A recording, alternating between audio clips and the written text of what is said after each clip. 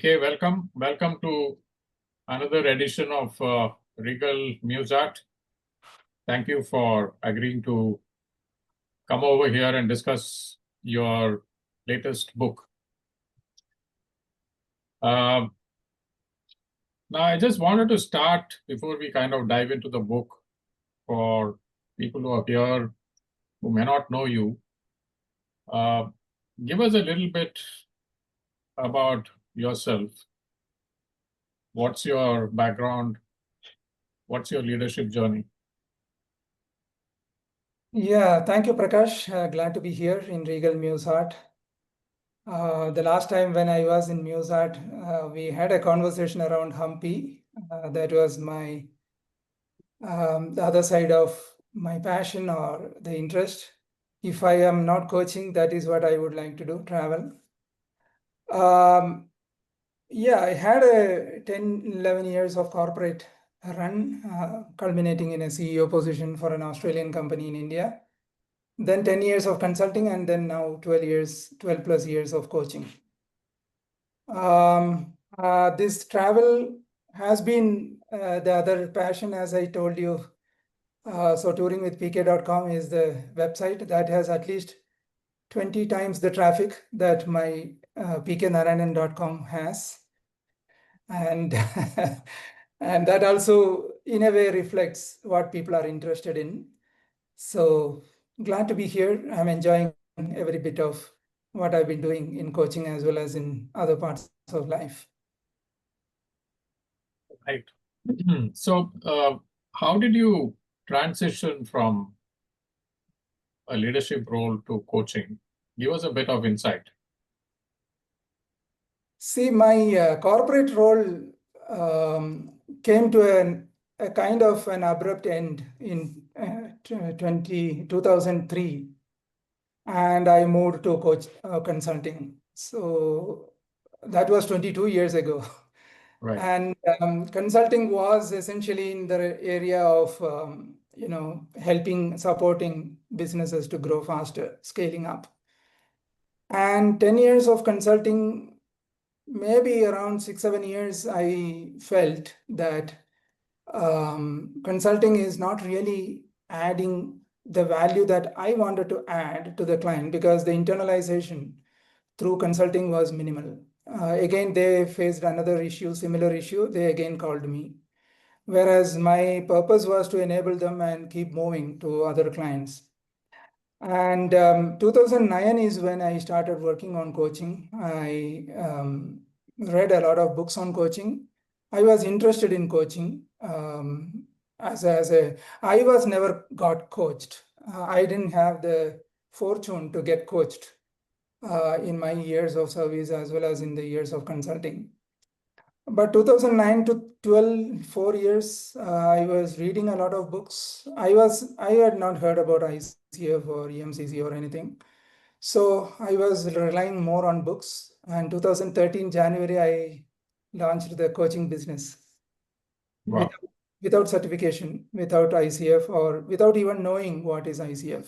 Or, essentially, I had followed coaches. I had read coaching books that was available. So that is how the journey started, 2013, after 4 years of learning what is coaching. And immediately after I started practice, within 1 year, I got my ACC. Someone told me ICF is good, and you take a certification, it will land you more clients and things like that. So 2014, I got ACC, and 2016, I got PCC. So after that, it has been good. It was kind of getting a license. I knew driving, but taking a license is always safe. Right. So that is how the whole thing started. And as a coach, I focused right from the beginning on scaling up, which was my consulting area earlier. And so there was a logical extension to the domain, at least. But coaching was interesting. I moved to a full-time coach in 2013, Jan onwards. And the other area that I was supporting clients was leadership presence, how to create leadership presence. I was very clear even from the beginning that I was not coaching them on leadership. because these CXOs and CEOs, they are already leaders. They are already, they know a lot about leadership and what to do, what not to do, and things like that. So creating that small nuances and being aware of those nuances, which makes significant change after that. If you were to look at leadership presence, which is also a topic for today's discussion, if we were to look at a rocket launch, the bulk of the fuel gets burned in the first 8 to 10 minutes of the launch, and the satellite is on the orbit. Now, the orbiting satellite doesn't need to do any heavy lifting after that to be in motion. But if it were to gain some elevation or to switch orbits or to even simply avoid other flying objects, it needs to fire something called thruster rocket, which are very, very calibrated, curated, few milliseconds at a time in a particular angle, so that it is positioning itself well to the objectives that it is having. So leadership journey also can be compared with that. The leaders do all the heavy lifting in the first 10, 15 years or whatever that it takes to a CXO level. Once you have reached the CXO level, reaching may be still easy, but sustaining there and moving to a CEO role, and even after moving to a CEO role, sustaining that is a big challenge. And that is where the nuances or the finer points of leadership comes into play. And that is what is leadership presence is all about. So Right. I was supporting my clients for that phase of it. They are already in an orbit. They are already operating out of a higher coordinate. But for various reasons, they need to polish themselves further and make those curated, minute, nuanced moves, which is all about leadership presence. So that is what I've been coaching clients from 2013. And the prompt to write a book came from one of our conversations, me and Subhash. We have been helping each other with our, thoughts that bouncing off our, things and our businesses and things like that. So in one of those conversations, what is next for me? I sought an appointment with Subhash, and we met at a cafe, and that is where this idea came up. That I need to capture my learnings. I had the privilege of working with a lot of leaders, most of them smarter than me, higher IQ than me. How do I now capture those learnings and keep it for longer term and maybe for posterity? So writing a book with an ISBN number is something that can be retrieved by anyone, anytime, even after I'm gone. So that's why the book happened. And Wow. that is how I think I met Subhash in August. I started writing the book in September, finished the book in December, and editing in January, and end of February was publishing. So yeah, 6 months it was in shelves. Right. Right. Very good. I mean, I think you have answered a few of the follow-up questions that I had. PK, what you were essentially saying is when you started moving from consulting to coaching, one of the things that was kind of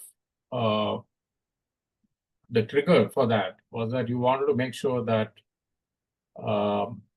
you kind of wanted to make sure that people were not coming back to you saying that, please come and fix this for me, right? As a consultant. Now, have you been able to fulfill that kind of a journey in terms of making leaders self-sufficient through your coaching? Okay, it happened quite a kind of dropping the shutters on consulting and starting opening the shutters of coaching. So the consulting inquiries that I was getting, I was actually referring it to my network, my colleagues, at times even to my competition after that. Right. Okay. So There just was no conflict in that sense. right. Excellent. So just to come back to now the book. So the way in which I've tried to kind of structure it is in three parts. We will spend maybe in the next 20-25 minutes on the book. And then I have a bit of surprise for you. So the first part, we are going to call it as open book, which is we will be asking you questions from the book. And the second part of 10-15 minutes will be out of syllabus. Okay. And then we will go into Q&A. Okay. Sure.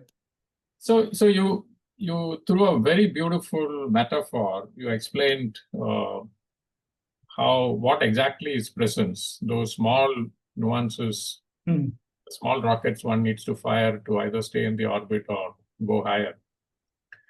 Now, the title of the book says Enhancing Leadership Presence. So does it mean we already have it and we just need to fine-tune it? Yeah, that is my premise, because they have already, all of us are leaders in our own stead, not by title alone, even in other sense, all of us are leaders. And in that sense, some bit of leadership presence all of us have. And this is not something that is inborn. Leadership presence is something that we can learn and we can enhance. Therefore, the title, yeah, it's deliberate. Right. And you also are saying taking one step forward every day. And is there something significant in that one step forward every day? Sure. See, this is not written in a chapter and in a normal book, what you see, a leadership book. There would be few concepts which will be chapter by chapter, it will be exposed and probably examined and analyzed. This is written as 200 independent, disparate topics. So in that sense, anyone can read any page any day. They are not interconnected one to one. Though it may, over a period of time, it is, the way it is designed is to read one page or one topic on a day, in a particular day. The design is that way because leadership presence is not something that we can digest when we read it like a story.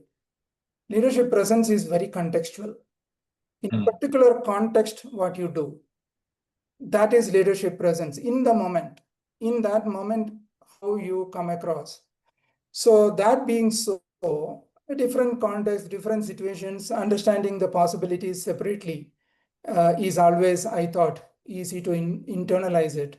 Therefore, it is written in the way in which it is. And every day you read a topic, reflect upon it, and try to apply in our own context in whichever way it is. It will be of some relevance to our day-to-day life. So that is the way, that is why the heading also taking one step forward every day. So over the period of 200, 300 days, unknowingly, unconsciously, we would have moved our coordinate from which we operate. Right. That's nice. So I was actually, when I was going through the book, one of the challenges that I had is how do I unpack 200 chapters in a session where we are probably going to get about 45 minutes or less of talking time, right? So what I've tried to do is I've tried to pick 8 themes, which I have visualized. I mean, this is really my own interpretation of the book. I just picked out 8 themes. Maybe there are 10, maybe there are more. Yeah. And but for the sake of audience, I have taken the liberty of picking up 8 themes, and I'm just going to ask you questions on each of those themes now. Okay. So this is the open book part of it. So the first theme that I picked up is simplifying. So that is theme number 1. And you write somewhere that simplifying provides clarity inspires execution. Yep. And somewhere else you say, if I have to take the exact opposite, complexity slows you down. Okay. Yeah. Can you unpack simplifying for the audience? Sure. See, especially the times that we are living in, things get complicated for many reasons. And even our own thought processes complicate things. The way our education, our conditioning, and the situation else, external situations definitely doesn't help us, the kind of distractions and the kind of diversity that we see outside, and how we process it. So getting things complicated is not a very difficult thing or not a very rare thing. But simplifying is, yeah. So anything that we need to execute. And elsewhere it is in that way, elsewhere also, Prakash, I am always, if you really ask me strategy or execution, which is more important, this is a chicken and egg kind of a question, no definite answer, but still I will put my money on execution. And anything is only as good as it is executed. Any strategy, any out of the world idea, it's only as good as it is executed.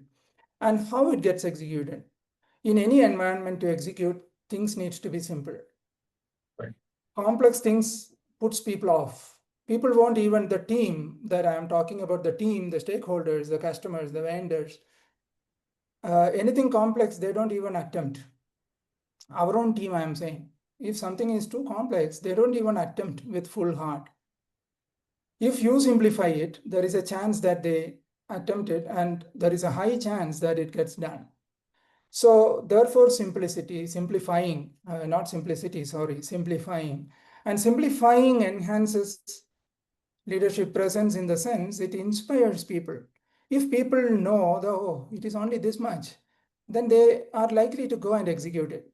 If they think that it is very laborious, very overwhelming, quite complex, then there is an inertia to even get started. Right.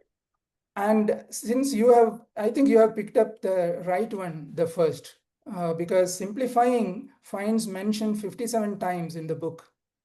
Okay. And over 11 pages. Wow. It is one of the most important aspects for leadership presence. Right. One may reach there without much simplifying in their life or in their career, etc. But once you have become a leader, simplifying needs to be your mindset. Right. Right. Somewhere else, when I was going through the book on simplifying, two kind of phrases caught my attention. One is brings clarity, and that is something that you elaborated now. And the second thing is, as a leader, identify the important things. Would you want to elaborate on these? Definitely, because we all operate with limited bandwidth, limited time that is available for ourselves. And therefore, what we do in those hours or those times are very important. So prioritization, I think somewhere else there is a topic, I think, about priority, how to get our priority right. And even a suggestion that not to prioritize what is in the schedule, but to write down the priorities and then schedule it. These are all nuances, as you hear it. I am saying it fast because I have spent some time on it and I have even written a book on it. But these things don't come naturally many times. It requires an effort. It requires a conscious effort to build these practices. So very important to focus on areas that are important, because where you focus, what you focus on expands. Therefore, the leader's priority is extremely important, not only for him or her, but also for the teams that follow them. And that will simplify, it will provide clarity even to the teams about what is important in our system, in our business. and what is that the leader has in mind, and what are the areas that everyone needs to focus on. And it also helps to align the multiple aspects, multiple people in the business to bring the outcomes that we need overall. Right. Excellent. So I'm just going to move now to the next pillar that I kind of identified, which is curiosity. Okay. Okay. You talk about curiosity again. I don't know. I didn't count, but multiple places. Yeah. Be open and be curious to possibilities. Mm-hmm. Okay. And it challenges your own thinking. This, I think, is a quote from Jeff Bezos that you have put in one of the chapters. So, so what is curiosity? How does the leader kind of develop this aspect? See, curiosity is at the base level or at the basic level, it is acknowledging that there could be many things that are beyond my understanding at the moment. It could be external, it could be even within the teams and people within the business. There could be quite a bit of things that may be yet not in my realization. That naturally springs curiosity to know more, to know multiple various aspects, and to get a perspective from multiple angles. So curiosity can be expanded to multiple layers and multiple angles. And that is also a coaching competency, by the way. Being open and curious, that is also a coaching competency very much. And for a leader, it adds a lot of value so that he doesn't get predetermined or preconceived with anything. He is open. And even there is a topic related, Prakash, where a leader, good leader, a great leader speaks last. So what it means is that he is curious to know the multiple voices that are being aired, and he learns from it. It is generative, and he expresses himself or herself towards the end. So Right. great leaders always speak last, and one of the drivers for that is that they are open and curious to listen. And Right. openness and curiosity also to do with listening, which is another coaching competency, by the way. Even leaders Right. need to listen deeply. Yeah. Excellent. So one curious question: does being curious help you to simplify? Does being curious help? Help you to simplify? Being curious, what do you think, Prakash? I think it definitely helps me to simplify. Sure. Because when I was looking at curiosity, the various related words that came to me were possibility, clarity, and if you want clarity, you have to be curious. And when you are curious, maybe you will unravel certain things which can actually simplify the situation. Beautiful. Fantastic extension of that. Yeah, when you are curious, you carry a growth mindset. And Right. when you are a growth mindset, then you are always chasing clarity. And when you chase clarity, when you get clarity, things become simple. Yeah, there is a direct connection. Yeah. Brilliant. So I'll take off my third pillar on what you mentioned just now, listening. You mentioned listening. And so here is a quote from the book: leaders who listen tend to see things as they are rather than what they think they are. Appears to be very profound. Yeah. Would you want to unpack that? Definitely. I think listening is an amazing skill that we all need to develop. By the way, again, that is a core competency 6 for coaches. Listening, generally, the unconscious biases, various prejudices, different conditioning in a way. Leaders are human beings, so it probably makes one to see things at times as they think they are, not as they are. If we develop an ability to see things as they are, I think that naturally brings the presence, then you are not vested, you are not biased, you are in control of the moment and you are aware. And the moment you are aware, you see things as they are. And that is crucial for a leader. Right, right. So when you look at listening, you mentioned speaking last. So when I was making my notes, one of the aspects of listening I had put down was speaking last, which forces you to listen. All right. Then you also somewhere in the book write about responding rather than reacting. Yes. Can I request you to help us understand? Absolutely. Reacting and responding, not in terms of time. It has very little to do with time. Even response can be quick. So that, first of all, that myth I just wanted to unravel. So responding is being conscious. A conscious reaction can be termed response if we have to play with English words. Reaction all the time may not happen from a level of conscious response. The difference is this, that reaction may be from a habit or a knee jerk, or can be just in the spur of the moment. Right. But that doesn't do good for a conscious leader. And a leader needs to be responding to the situation so that we avoid regret in the long run.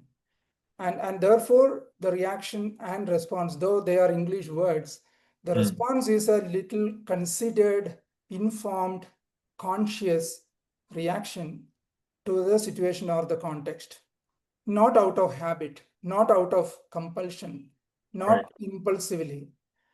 So even habit, if you were to look at habit here, some people are reactionary by habit. And for a leader, habit is not something that I am very much, I am not a votary for creating habits, good or bad, both are equally bad. Habits are not good. So this is a little counterintuitive because habits makes us respond in the spur of the moment, or rather habits make us react. So I am not a ambassador, I am not a great votary of that. Being a leader is a very conscious process. When your presence, leadership presence, is about being present in the moment, fully aware and conscious. Therefore, even if you do same thing every day, you don't do it as a habit still. You read the situation, you read the circumstances, and then you do it as if it is a fresh act. Right. Habit, at times, even good habits or the so-called good habits also can land you in trouble when you are a leader. Therefore, when we work with leaders, I always encourage them to shed all habits. And for that matter, in the whole book, there is only one reference to habit. Only one place you will see the word habit, and that is deliberate. And that also is appearing under a topic called letting go. So even there, I'm encouraging leaders to let go of their habits. Right. And I make have it something a for you. conscious process. Sorry, go ahead. Sorry to interrupt. And make it more conscious process. Even if wishing good morning to the security guard in the morning, or even when you are, climbing the stairs, the same stairs every day, make it a conscious process, not a habit. Right.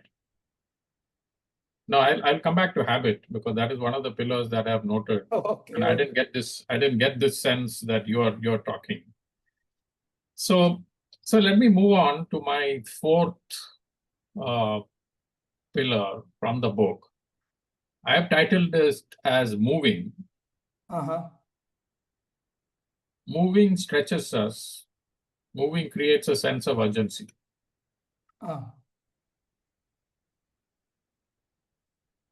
What is moving for a leader? Not stationary is moving. Right.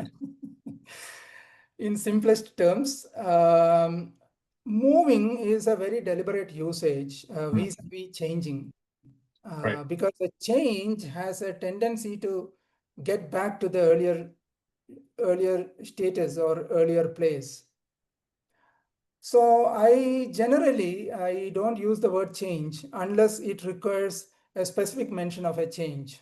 Right. Otherwise, I always encourage using the word move so that you are moving your coordinate to operate from a different coordinate, Right. a more evolved state. Right. So that is one aspect of moving. Another aspect of moving is moving in the chain, whether in the value chain or moving the direction is up and forward. So all positive connotations of moving is just to move forward, just to move up, just to move up the value chain, and even move people who are with you and move the outcomes, never satisfied with what they think as they are, and move the coordinate, move the orbit, keep moving the the conscious aspects of oneself. So that is all the connotations of moving in general. But I know we have used moving in multiple places, even towards the end of the book. Right. Places where what it matters is not where you come from, but where you are going to. Right. Yeah. So two aspects of moving I want to ask you. One place you talk about direction versus speed. So we are a little bit in the physics domain now. Okay. Direction versus speed. Yes. What's your take? See, always I consider direction is much more important than speed. Speed is something that we invest in. We manage it. But direction is important, because if you are speeding in a wrong direction, we need to do all the more work to get back into the direction that we want to. Right. Even though the speed is less, if we are making sure the compass is right, Right. we can always create momentum and pick up Right. the speed as it is needed. Right. So that is both are important. When we say, I would say vis-a-vis rather than versus. So Right. it is vis-a-vis. If a leader needs to take a call on speed or direction, definitely direction is more important than speed. Both are Right. important, but direction is more important. Yeah, brilliant. So both are important. If you had to pick one, pick direction. Right. And let us say the reader is stuck. You used another term. If you're stuck, use reframing. What Yeah. is reframing? See, the reframing, even in coaching competencies, we have in 7, CC7, we have reframing. It is about thoda hatke, Mm. so it is about seeing things in a different angle, or looking at the same problem and defining the problem in a different way. Right. Sometimes the reframing quickly opens up some insights, and probably you get an answer that you are looking for. And it happens to self, or it can happen when you reframe a situation Right. that one of your reportees are bringing. For example, a Right. complex situation that a reportee is bringing to a leader. A leader can try to reframe and create an insight to the person, so that they themselves can go back and fix it. So Mm. reframing is essentially looking at the problem in a different way, restating the problem, and Right. probably try and see from another angle where things are probably better addressed. Right. And at times even looking for a better problem to solve. Yeah. Always the problem we define may not be the right problem. Even that way, Steve Jobs, it's not in the book, but Steve Jobs has said somewhere that if you can define the issue properly, 50% of solutioning is over. Absolutely. So reframing is one step or one tool in that direction. Excellent. So I want to take you on a bit. So that is my pillar number 5.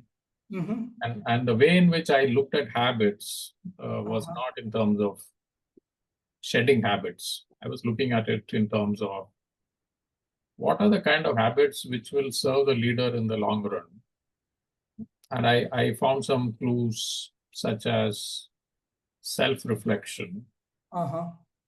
aligning thoughts, words, and action. Ah, Okay. brilliant. So what do you think are these two?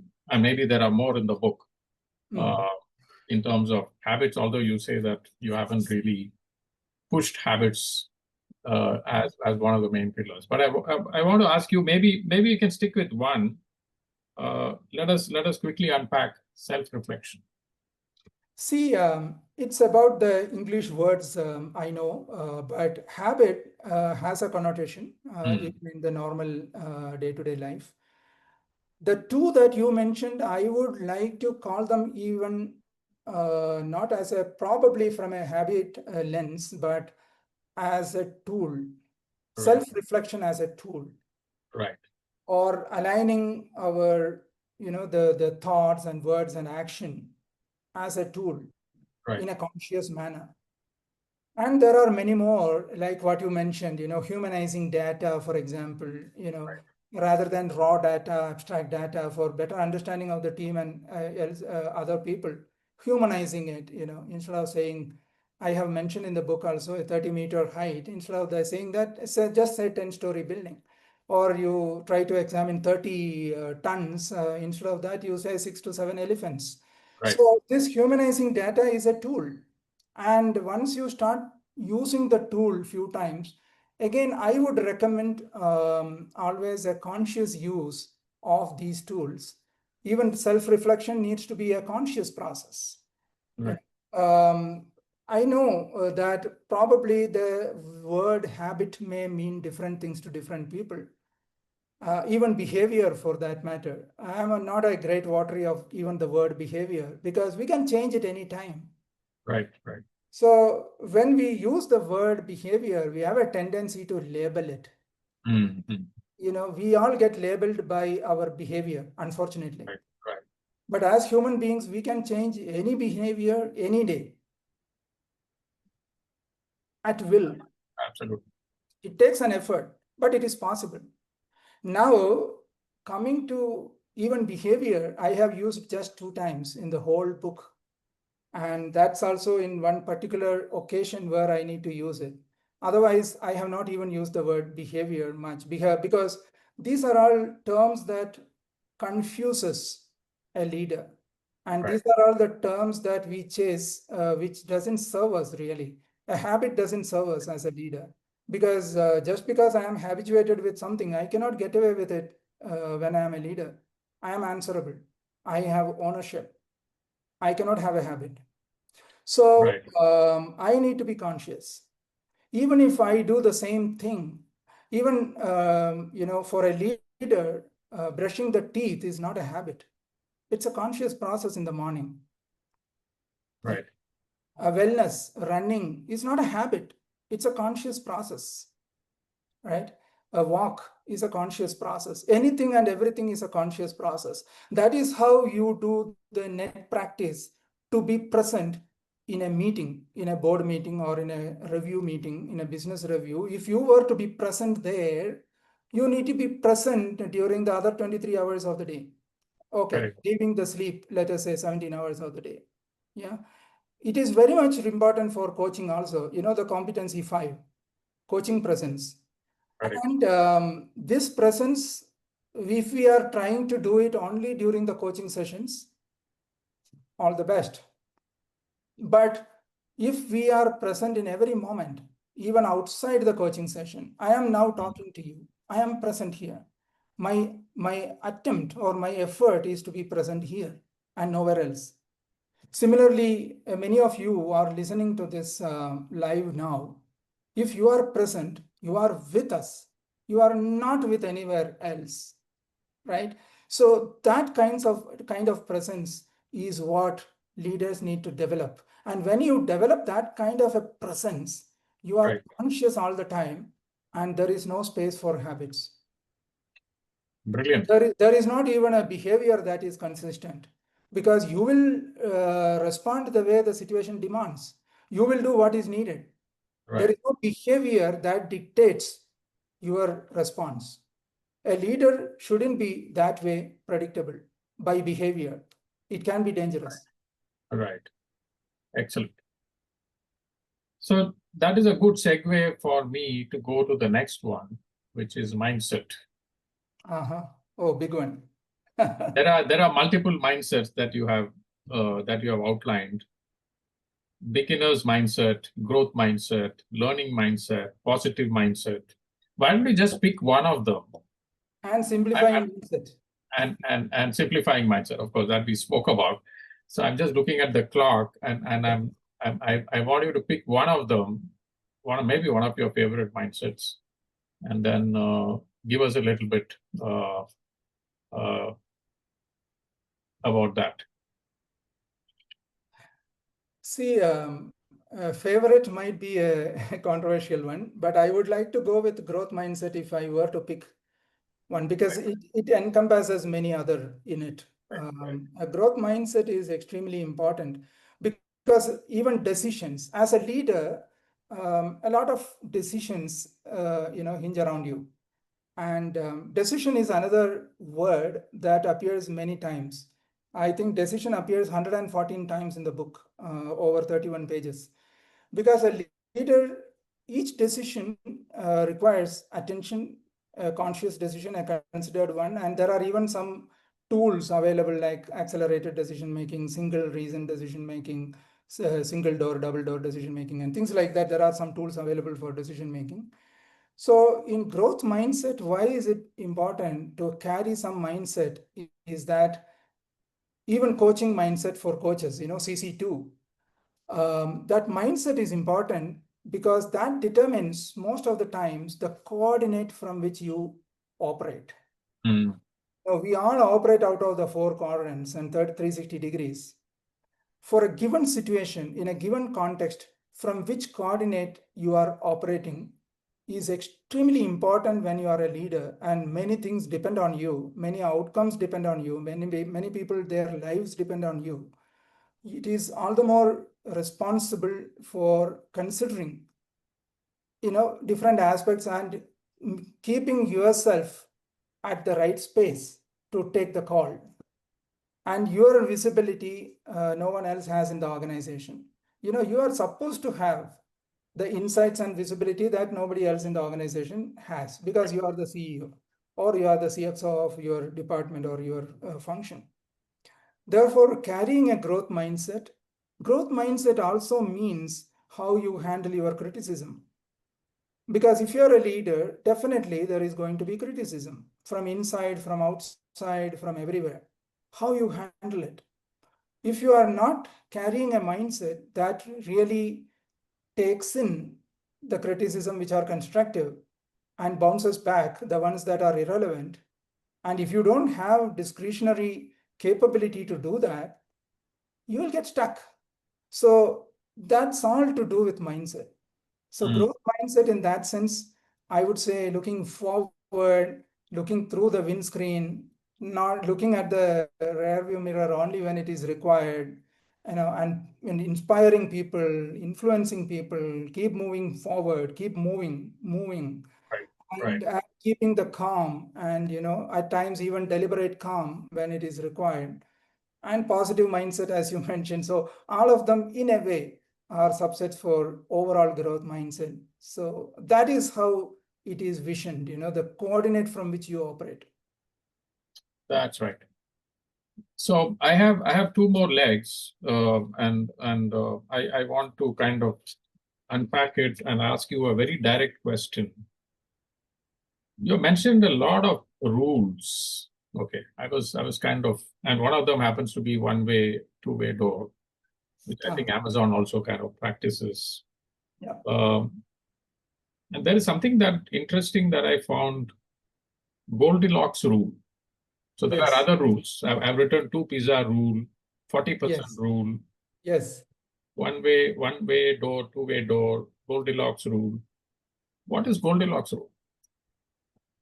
See, the Goldilocks rule states that one peaks their performance when they are at the edge of their capability. So for any person, if you give a very easy targets, it will not motivate them. If you give them an overwhelming target, it will not motivate them. What is there in their capability at the stretch, at the edge of it, you provide, then that person peaks. That is Goldilocks rule. So when you are organizing yourself and your teams, so the targets as well as the tasks that you assign to people, and even high value roles, I think it is very important for a leader to identify the high value roles in the organization and assigning the right people to those roles. So here the Goldilocks rule is to assign the right person to the right role. That is where it is relevant. Right. Okay. So my final leg is about relationships. Um, and I've written down a few items, but I'm just looking at the clock and then probably ask you one thing about relationship. If there is one thing about relationship which is fundamentally important for leadership presence, what would you pick? I mean, I can tell you what I've written down: hard on issues, soft on people, caring, making people feel safe, building an A team, hard conversations. So these are some of the things that I wrote down, but maybe you can say what is relationship for a leader. See, whatever, I appreciate the pick that you have done. I think all of them, what you also mentioned, is very important. Also, there is, I think, some mention about having positive relationships. This positive relationships is not defined, but generally, the positive relationship also, Harvard research shows that one of the three key contributors to build trust is positive relationships. So generally, as a leader, you need to curate positive relationships with people that you come across, whether they are inside, whether they are outside, whether they are peers, whether they are competitors, generally the vendors, market, all stakeholders. A positive relationship. Positive relationship doesn't mean you yield to everyone. No, that is not at all the meaning is. The meaning, probably the positive relationship means is that you are non-confrontational by nature, and you are soft on people, hard on issues, and you negotiate hard when it comes to that. But you make sure that you separate the people and the action. Right. That whenever you are going hard on some action, you are not holding the people. You are not going against the people. Yeah, you always have a soft approach when it comes to people, soft on people, hard on issues. So all those kinds of demonstrations and manifestations will contribute to create positive relationships where people generally feel good when they hear about you or when they have to meet you and when you are going to meet them, etc. There is a general ambience that you create, which is positivity. So for a leader, that is very important. Great. Excellent. So PK, now I'm going to put you on a spot. I'm going to go away from the book. Okay. Okay. So I'm going to do a slideshow. I mean, this is also for the benefit of the audience, so that they can listen to you while also looking at what is on the screen. Okay. So I have titled this Out of Syllabus with PK. Okay. Interesting. So let us see how the time plays out. So here is the first one. This is from the Big Panda and Tiny Dragon. When drinking tea, drink tea. So I just want you to react in 45 seconds on each slide. What are your thoughts when you see this? Perfect. This is what presence is all about. And we practice this. That's what I emphasize, that we don't keep this for certain occasions. Presence is not for certain occasions. Presence is 24 hours, except the time that you are probably sleeping. Even there, some yogic practices can bring presence, is what I understand. I am not there yet. But yes, I cannot agree with this more. When drinking tea, drink tea. Absolutely. Totally agree. Brilliant. Let us go to item number 2. This is Andy Grove. Uh-huh. There are so many people working so hard and achieving so little. Yeah, I would take this. I'm just quickly responding. This is not thought out or anything, but it looks like this is the importance of what you asked, second or third section of our discussion today, prioritization, where to focus on, what to work on. And as a leader needs to do only, or leader has to do, if I were to prescribe, but in suggestive way, leader needs to do only things that only he can do. So I encourage all my leaders to do only things that only they can do. For everything else, they need to find people. So this may be a cost that these people may be paying who are in the slide. Excellent. Okay. We switch to Ramana Maharshi. Wow. Know the real self, and then the truth will shine forth in your heart like sunshine. Know the real self. I think I would connect this to acting consciously and not compulsively or impulsively. Because the moment all of us, if we have really, if we are working or operating out of our conscious space, most of the time we can identify what is truth and what is not. And that is what this space calls for as a leader. Right. Okay. So next one. This is actually from INSEAD, and I know Subhash will love this. General George F. Dorrit. He's actually the founder dean. Without action, the world would just be an idea. Can't agree more. Can't agree more at all, because it's action that changes the world. It is action that changes the life. So the action orientation and the sense of urgency that is mentioned in the book really coordinates or concerns with this. It is the action that changes the world, not the idea, not even decisions. Right. Okay. So we are celebrating 50 years of Sholai. Yes. We all know that Javed Saab and Salim Saab actually wrote the script. So I was listening to an interview recently with Javed Akhtar, and this is what he said. When we wrote the script, we never wrote it based on which actors will play the role or how big a hit this film will become. We liked the idea, we worked with dedication, and at each stage, we did what was needed to be done. Perfect.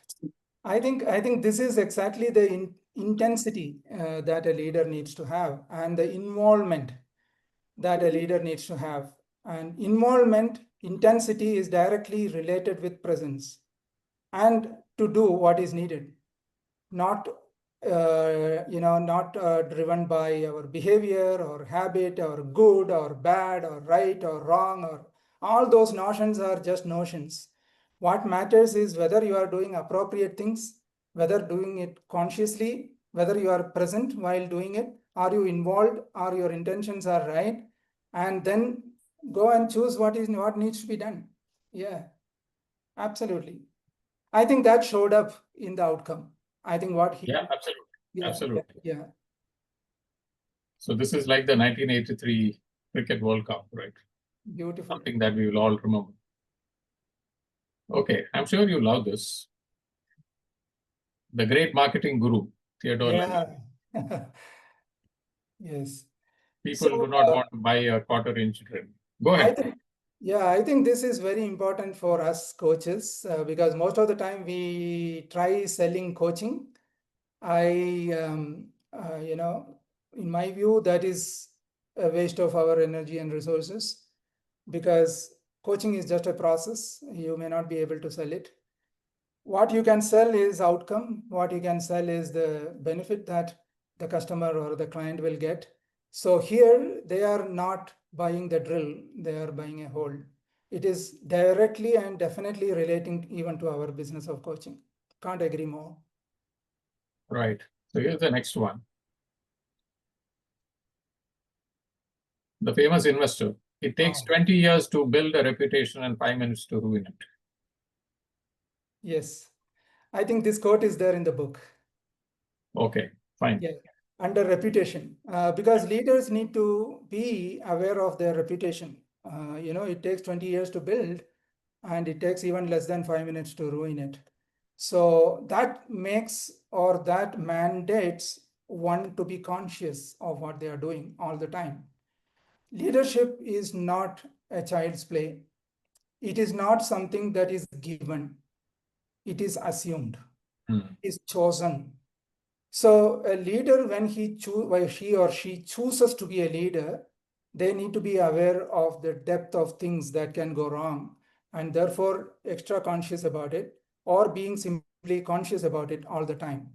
Then chances of getting such regrets are very less. Right. Okay, now I switch to Tirukural, verse 963. One day is a win, the next a washout. Kneel when you swell, rise up when knocked out. Absolutely. I think today the business scenario, we all know the dynamic world that we are operating in, and VUCA, and even we need to find a replacement for the term VUCA, because even VUCA is a bit dated. Therefore, the calm.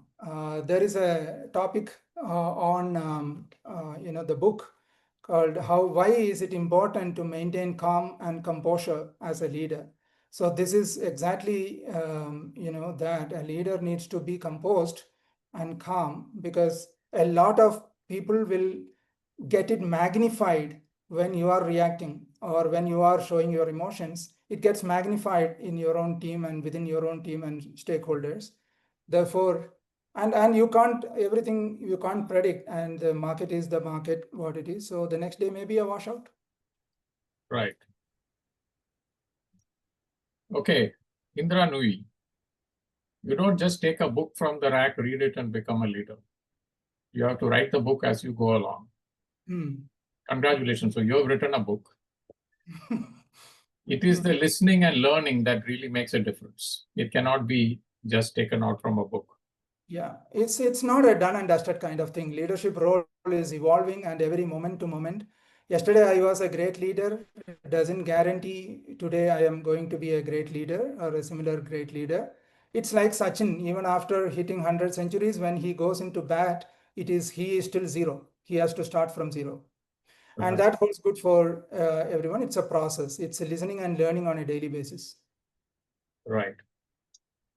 Okay, so this is from a famous series of ads that United Technologies did long ago in Wall Street Journal. You can lead horse to water, but you cannot manage him to drink.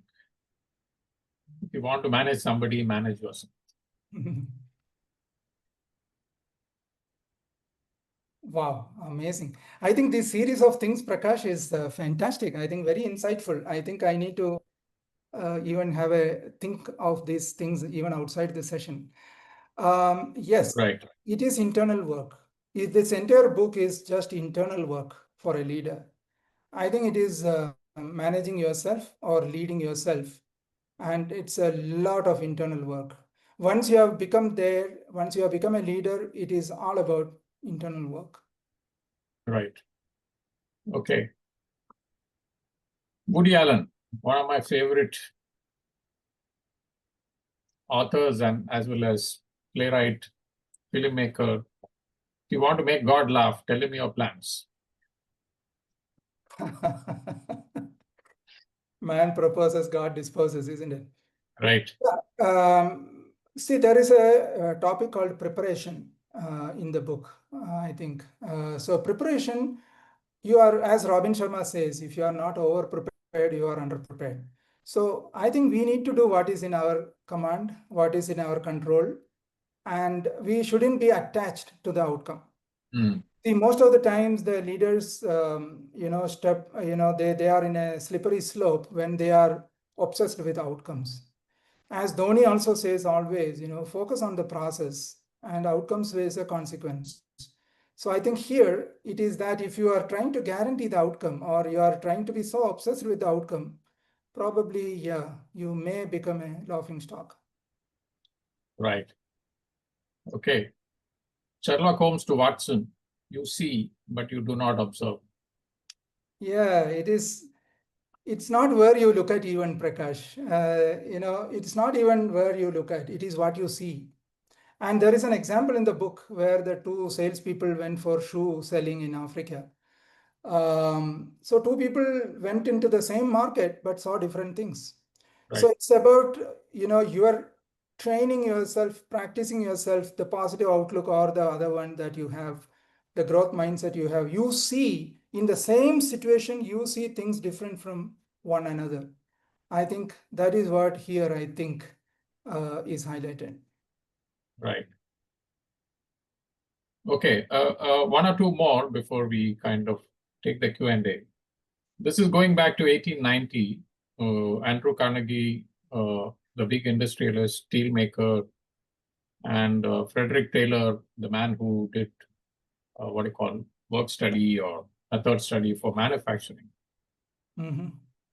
So Andrew Carnegie was challenging Taylor. If you can tell me something about management that is worth hearing, I'll give you a check for 10K. At that time, 10K, of course, was very, very big. Taylor says, I would advise you to make a list of 10 important things. I want to underline important things that you can do, and then start doing number one. And he got the check of USD 10K. I'm not surprised because that's what it is all about. It's about priority, and this is very similar to many metaphors that we use. Chase two hares and lose both. And even famously, what Warren Buffett went and did in a school where he asked people to write down the most important things they need to do in life. 25 things he allowed to write. Everyone was so excited. They wrote 25 things that they want to do. Then he said that remove 20. Yeah. Then he said that remove 4. Right. So I think that is what successful people will do. Focus on one thing at a time, and focus on few things at a time at best in a company, and having a priority and clear focus on where to focus and where to put the attention on. Right. Okay. D. Hawk, he actually is the pioneer behind Visa. Uh-huh. He talks about people, not things to be manipulated. They are entire human beings containing the whole of the evolving universe, limitless until we start limiting them. Okay, let me just read it, Right. Sheshadri. No.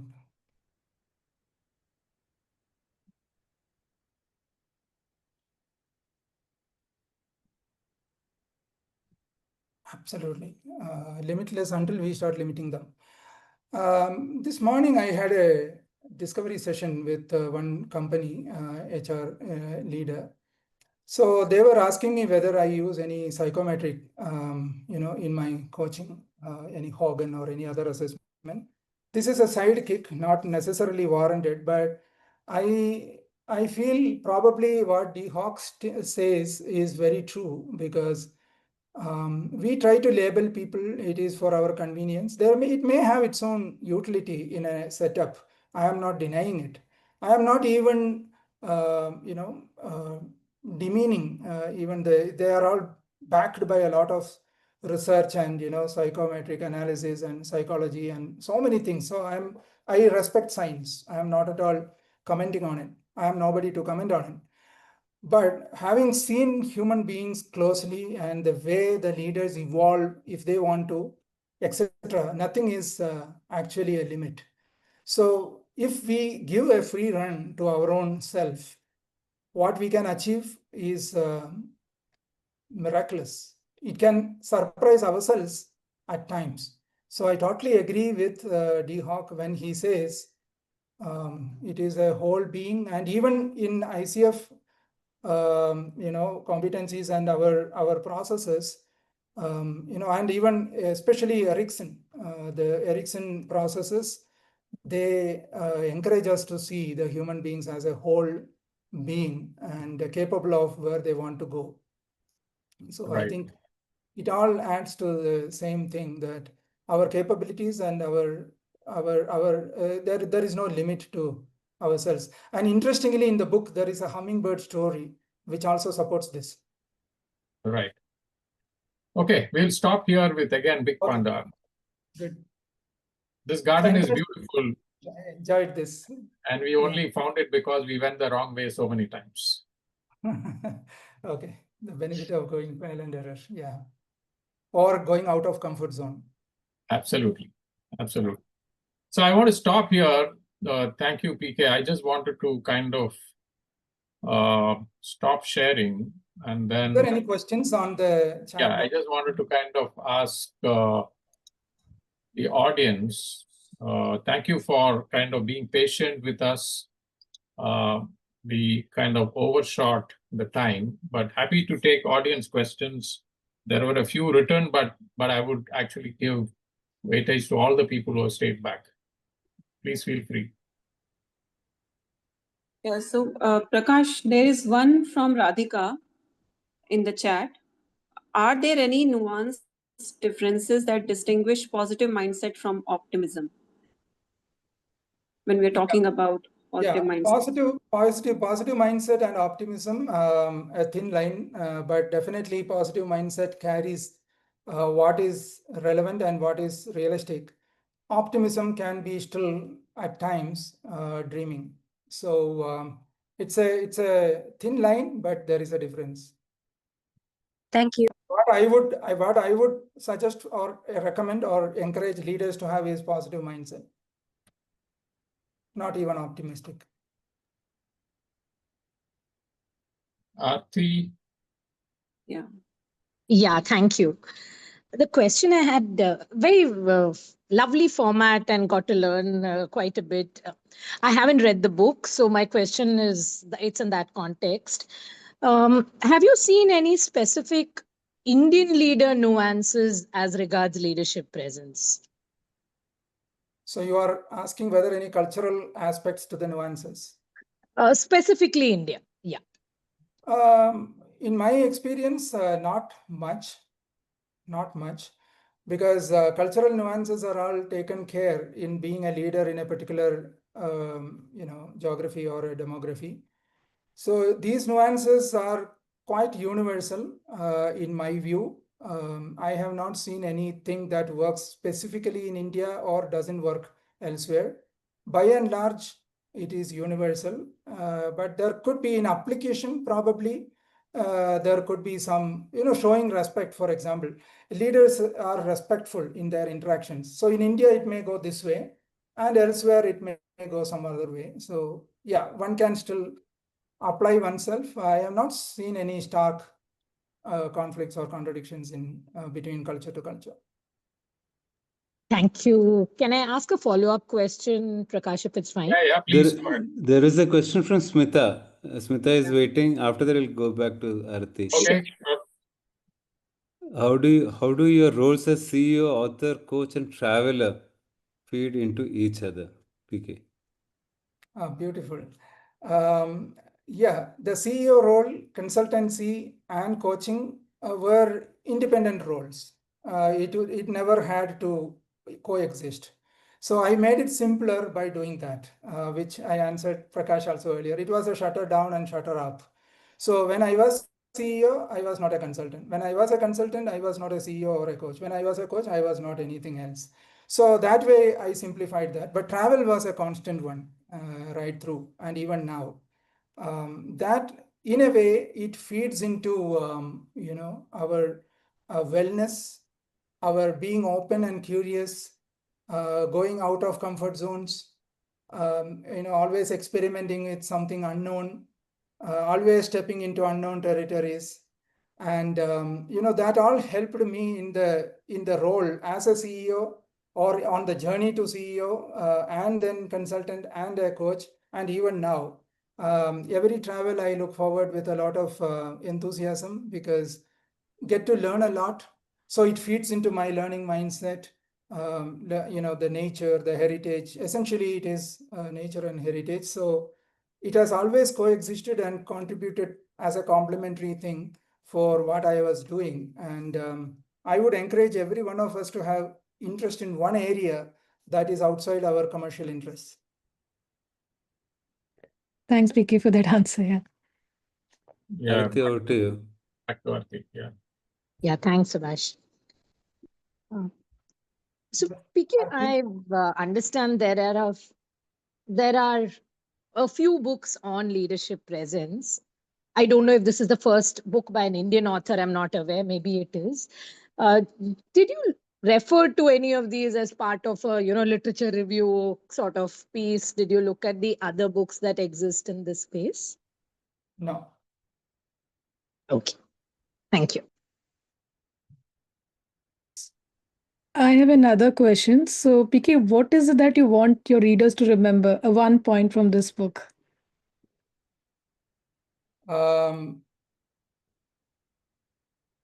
I think if a reader can take away one thing from the book, it will be just being present. Even not leadership presence, just being present in whatever they are doing, wherever they are. Just be there wherever you are. I think that can fulfill, that can enrich their lives a lot. And if they are in any role, it can tremendously enhance their effectiveness in whatever they are doing. Yeah, thanks for that answer. I'm looking forward to buy the book. I'm just curious to read now. Sure, thank you. Before Selvaraj comes, I have, with your permission, PK and Prakash, I had received a signed copy from PK of this book because I was also part of the launch. And after reading first few chapters, I gifted that to the latest client that I'd signed, one of my younger clients. But I gave him a task that your homework is you have to read one page every day. And that is, a coaching action that I kind of prescribed literally, which we don't do usually. It's one of my biggest success stories in 6 months. So, for everyone here, this is not only a book that we can read and reflect one chapter a day, also good gift to pass on. So that is my answer, apart from what PK said presents. One chapter a day is like a multivitamin tablet for wellness. Yeah. Definitely. Selvaraj, over to you. Yeah. And just to reflect on that, Subhash, I think today, because I know Prakash would challenge me, so I was just prepared with, what is in common between leadership presence and how is it relevant to coaches and community like ours.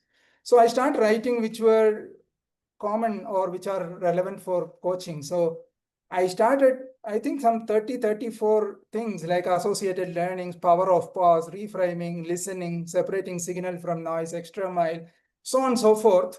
Then I stopped writing because there are so many things common between leadership presence and coaching. So I think I stopped when I had around 32 marked, but I'm sure there are more. So it is very important for even coaches to read it. And thanks, Subhash, for your gesture of gifting it to your client. It is fantastic. Selvaraj? Thank you. Yeah, thank you, PK. I think it's a wonderful session. I think you have taken us in the entire gamut of leadership. I think the Prakash has done his role very, very, he has literally taken us a kind of a roadmap to leadership. And we really enjoyed it. Yeah.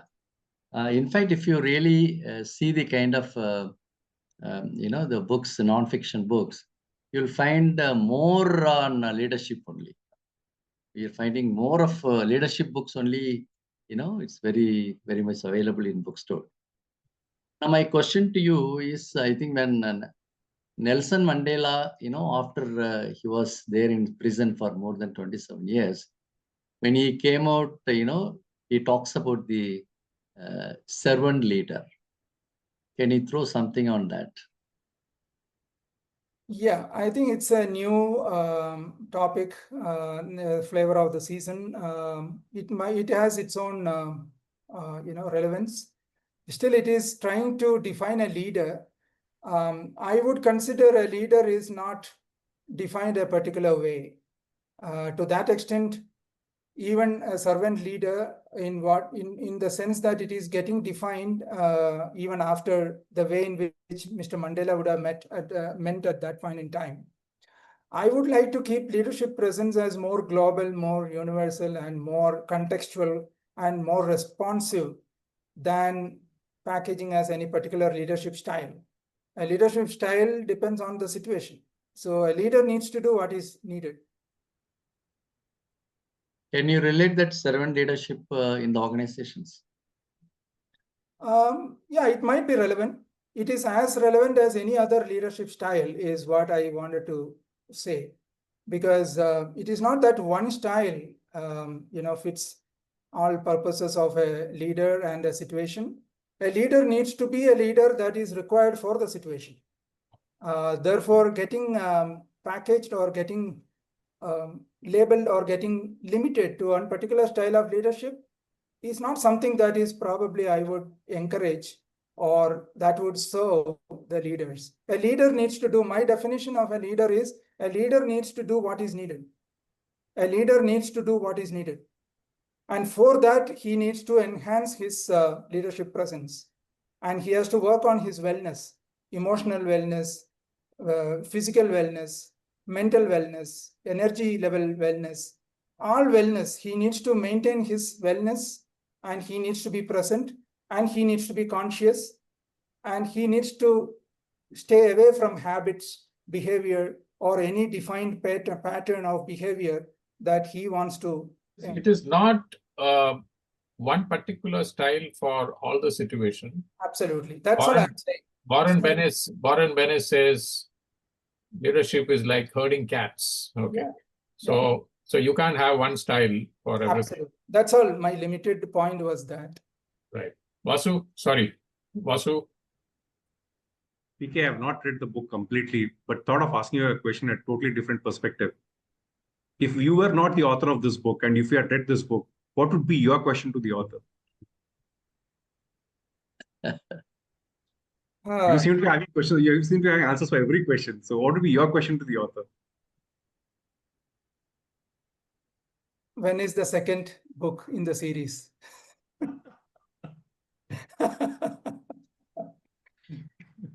Probably I should have said within the chapters that was written, I would guess. And we can have a quick pick. And Thanks thank you, for staying on. Prakash. In the meanwhile, while everyone is coming on the video, it was that surprising element was really surprising, Prakash. I really appreciate your effort gathering that material and surprising all of us with those thoughtful thoughts. Yeah, I didn't want it to be too serious, so I just wanted to bring in a little bit of color. Beautiful. Thank you. Shweta will click. Thank you, PK, for Thank you. Big thanks, through Prakash. and Thank you, also PK. kind of being Thank you, very Prakash. patient. What a wonderful session. Thank you so much. Yeah, it was an amazing session. Yeah, Thank you. My very pleasure. insightful. Thank you, PK. Thank you, That's PK. awesome. Just hang on. Everyone is coming on video. Just a second.